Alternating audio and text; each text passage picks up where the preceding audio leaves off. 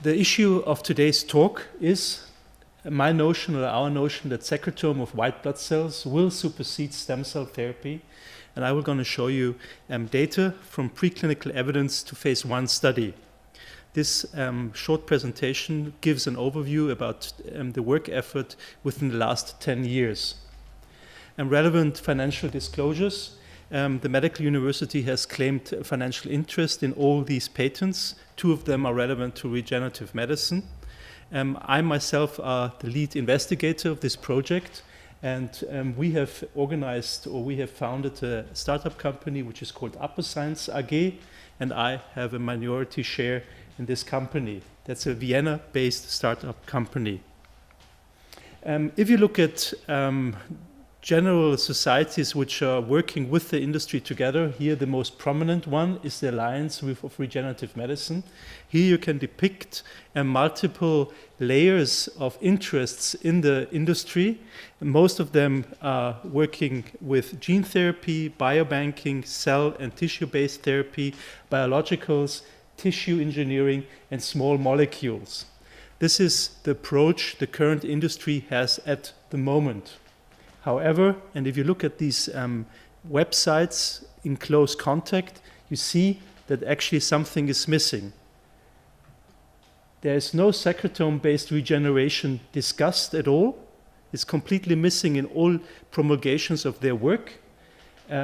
My question is, does the industry turn a blind eye? If you look at discussions at podia, you see most of the time, yes, if you infuse stem cells, you have sort of like induction of paracrine mechanisms, but the sole introduction of paracrine factors of stem cells or white blood cells is not discussed till now. So I guess, and this is my notion, that cell-centric vision in the field is preeminent. That means industry concentrates on cells, on stem cells, but completely neglect the possibility of secretome-based regeneration. I will try to convince you with my data.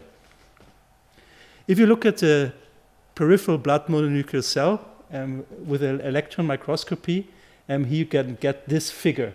This is a nice T cell, and if this T cell is only undergoing programmed cell death, meaning this cell undergoing apoptosis, you see here a morphological alteration.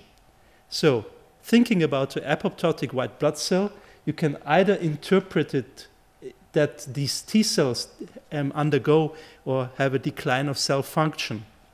Decline of cell function, for example, we know that apoptosis plays a massive role after implantation of artificial hearts, and plays a role in allograft transplantation, plays a role in dialysis, plays a role in rejection processes. So, if you understand a T cell that undergoes apoptosis, you can understand it as a decline of cell function. But, and this is work which was produced in majority in France, you can also understand the apoptotic white blood cells as a therapeutic agent. Why do I claim this? SAS has published a nice paper where they induced graft versus host disease in an experimental model and treated these animals with apoptotic white blood cells, syngeneic, and were able to show that the graft versus host reaction was attenuated. That means the apoptotic white blood cell can also be interpreted as a therapeutic agent. We, in Vienna, we have extended this entire field by having shown that apoptotic white blood cells, if they undergo programmed cell death, apoptosis, and react like a bioreactor and produce massive amounts of secretome. A secretome which can be divided in various fractions such as lipids, apoptotic bodies, exosomes, protein fractions. But this I will going to show you later. So how did we actually get to this idea? This idea has to be promulgated. What experiments have we performed? So we took rat PBMCs. These rat PBMCs were put into a media, in a culture medium, and we triggered apoptosis via irradiation. So we irradiated white blood cells of rats and let these cells go for 24 hours.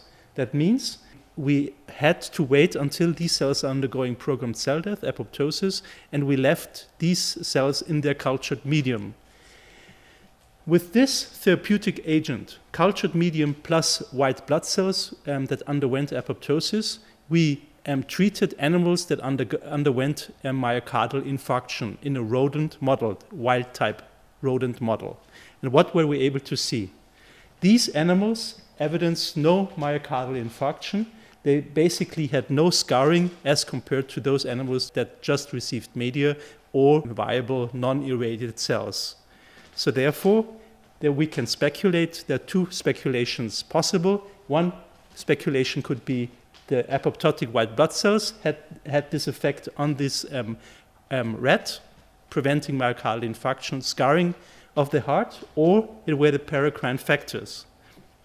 Based on our previous data, we were completely sure that these are the paracrine factors. And so what is the beauty of this concept?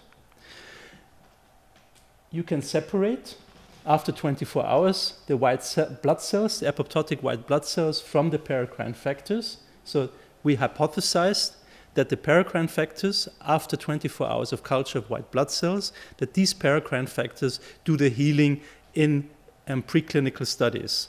And the thing is, we can discard, or we discarded the white blood cells. What is the beauty of this approach? The beauty of this approach is that you can lyophilize the cultured medium, and therefore then you have a medication, a medicinal product. So you lyophilize the paracrine factors and you end up with a powder, and this powder we called APOSEC, APOSEC Y, apoptotic secretome APOSEC. That was the explanation for the acronym. So this is our medication that we have invented, where we have in Vienna the patents on this technique. So how does that look like in natural process, that you can sort of like imagine what is going on? So a patient comes to the blood bank, respectively, and gets a venous blood draw. A FICAL is performed. You can separate white blood cells. You bring these highly separated peripheral blood mononuclear cells into human cultured medium. So we took care that there are no xenogenic proteins, cultured them for 24 hours, and after 24 hours in the incubator, we centrifuged our cultured medium so that we could discard the cellular components. Why is that important? Cellular components have epitopes and thereby are allogeneic transplantation. If you just take the protein component, you have just the paracrine factors. We did a dialysis step where lyophilized this product, and we ended up with our medicinal product. And that was, in the last 6 years, the origin for all our preclinical examination. And what have we shown in these consecutive years? We were, and I would just allude to all these indications where a regenerative medicine plays or will play in future a big role. We were able to attenuate acute myocardial infarction. We were able to show that in an experimental model that was established together with Professor Eriksson in Zurich, we were able to show that secretomes of apoptotic leukocytes were able to diminuate, respectively attenuate, myocarditis in an murine model. We further then, and that is of course now, we extended our indication. We also were able to show that if you take these paracrine factors, put them into a cream and then puncture mice, we were able to also augment wound healing. That was published in 2013, and this is here a nice picture. These animals receiving APOSEC in a cream had a nice epithelialization, neoepithelialization of the wound in comparison to those animals who just got medium control, and these wounds closed much quicker. And last, that was published just recently, we were able to show if you take paracrine factors and apply that to animals that underwent a stroke, and we're able to show that these stroke contents and volumes were decreased. So that means we have shown in multiple indications that APOSEC is able to attenuate hypoxia-induced damage, respectively was able to augment wound healing. Conclusion from our basic research, which is just shown here in very short detail. APOSEC is able to attenuate microvascular obstruction. APOSEC was able to inhibit platelet aggregation. APOSEC was able to induce vasodilation.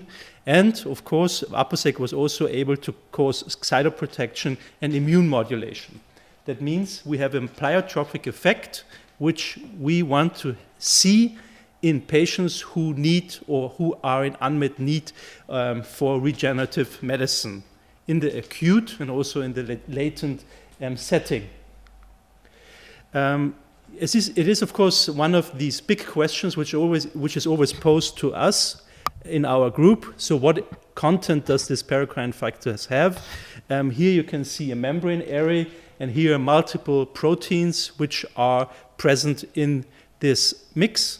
So that means lots of proteins related to VEGF, related to IL-8 receptor family. So you can't name it. There are multiple proteins in there which make this effect. Second, we also looked for other and novel contents. We are just working on getting this published. And we were able to show that APOSEC contains microshed particles, contains exosomes, cholesterols, and phospholipids. This will be now concluded in our current work effort. So that means we have not just proteins, we have also exosomes, we have got microshed particles, we have got lipids. So it's really a pleiotropic effect, which is caused by a multiplicity of contents in APOSEC. You might ask, why is now this working? Why do stem cells work? Why do paracrine factors work? And my notion on this is concluded in the paper published in 2008 by Guntner. If you think about injury starts always with inflammation within the first 48 hours, is followed by a proliferation, and then remodeling occurs. This remodeling is then the end effect, which is a scar in the wound, respectively ventricular remodeling in the myocardium after AMI. So basically, there's in all entities always the same process occurring, and this occurring process leads then to the damage that we want to prevent with regenerative medicine. Now, after having shown that APOSEC is working, it was, of course, now a second issue to find a facility where we can produce this substance. And after a great search, we were able to identify one institution, which is an Austrian one, and I think we can be really proud. It's the Blood Bank in Upper Austria, headed by Primarius Gabriel and his director Watzinger, financial director Watzinger, who have, in addition to the transfusion unit here, also GMP facilities where they can produce blood-derived blood products. In 2012, I was able to convince both of these gentlemen to work with our company together and to get these paracrine factors validated. By thinking about this project, it became to us very clear that we have to do virus clearance. We all remember in the beginning of the 80s, we had here HIV infections in lots of patients who received blood-derived products, factors for hemostasis, etc. And we had to find we had to identify two viral inactivation or viral clearance steps in the process of producing APOSEC according to guidelines set by the EMA, the FDA, and the ICH criteria. Fortunately, we were able to show that APOSEC did not lose its potency by these additional manufacturing processes. So how does now the production step look? How do we produce our product? So here we've got the starting material, that is a normal blood donation. thereafter, we isolate the PBMC, irradiate with culture medium these PBMCs with 60 gray. After 24 hours, apoptosis of PBMCs are determined. A centrifugation takes place, and the paracrine factors are separated from the cellular component. Sterile filtration takes place. Then methylene blue will be introduced as the first viral inactivation step. After this, lyophilization takes place. Then we have the powder form, and thereafter we go for gamma irradiation, where this paracrine factors, the powder, receives 25,000 grays as an additional viral clearance method. This is then the end of the product process, and then we have got the final drug product. So that means if you produce APOSEC from pooled white blood cells, you have to you have an allogeneic product, and therefore you have to do the viral clearance step. Just to give you an idea, allogeneic APOSEC, the cost of good of 1 billion white blood cells is about 760 euros. This is about this amount of APOSEC we need to treat the AMI, myocardial infarction. So therefore, we believe that's a very low cost of good. There's no upscaling till now in the calculation. However, we have to say, if we utilize allogeneic APOSEC, and I think this is very important for a company, you have to always have a mandatory viral clearance process.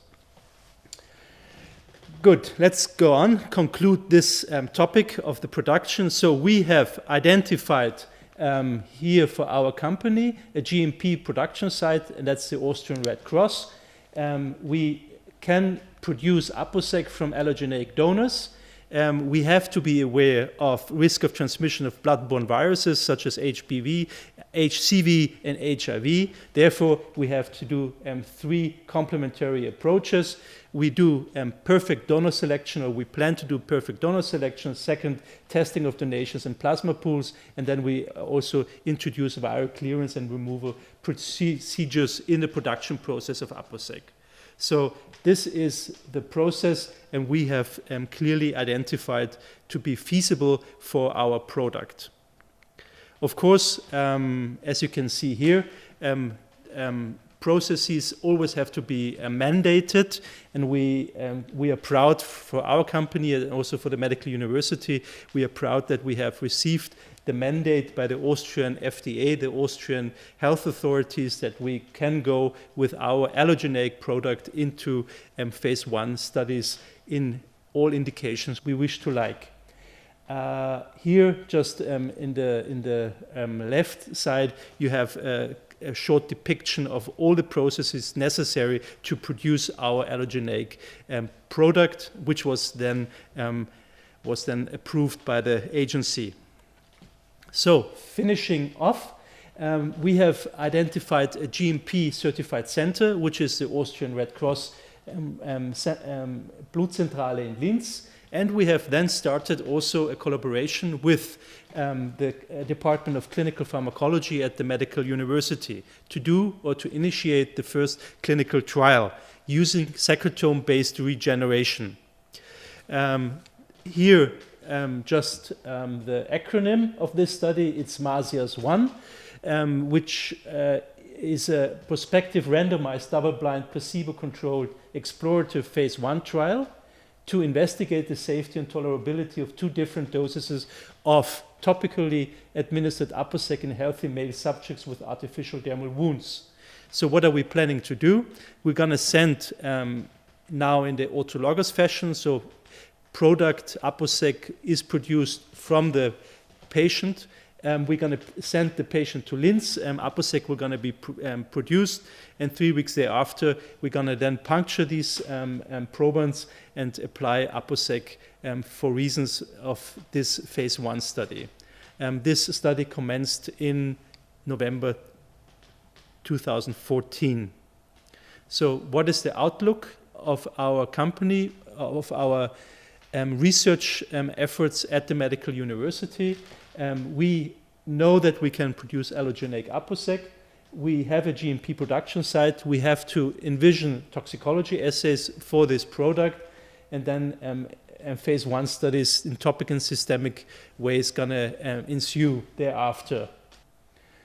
Change of paradigm. We know, all know, Alliance of Regenerative Medicine knows, discusses in nice featured board discussions that stem cells are of multiple origin, mesenchymal stem cells. We know stem cell cause cytoprotection, stem cell cause immune suppression, stem cell causes secretion of paracrine factors, stem cell causes increased organ function, and stem cell causes proliferation of sessile stem cells and therefore augments organ function. However, and this is something which is a clear disadvantage for all stem cell companies who produce in the autologous fashion, we always have a very limited cell numbers. For those proliferating mesenchymal stem cells, this might not apply.